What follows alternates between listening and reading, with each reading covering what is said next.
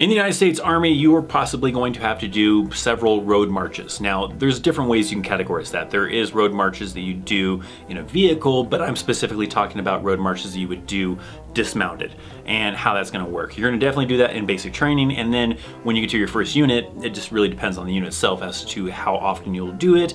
If you're an infantry type of unit and you are actually infantry yourself, you're probably gonna do it a lot, but if you're in certain other units as different MOSs, then it may vary. As an 88 Mike, I still did it quite often. Maybe not as often as like an infantry soldier would do, but I still do road marches quite often. But you might be asking, what is a road march? So essentially is what it is a tactical way to maneuver on the ground. You're gonna be probably in gear with a bag and a rifle, and you have to move from point A to point B in a tactical kind of situation. So mainly this is done for physical fitness purposes of having to do this in the Army, but also to train you for a situation you might have to do it in real life, even if it's not, you're not an MOS that would ever do it. Like my MOS, I would never do it in real life, but you still did it for the physical aspect of it. So you're gonna be wearing probably your vest, your Kevlar, you're gonna have a rucksack on your back, probably determined as far as how much weight based on your unit. They're gonna say that you must have at least this much weight in it. Sometimes they'll check it, sometimes they won't, but you're gonna go on a road march. Sometimes you'll be doing short ones, 3, 4, 5 miles. Sometimes you'll be doing long ones, 12 miles, 14 miles,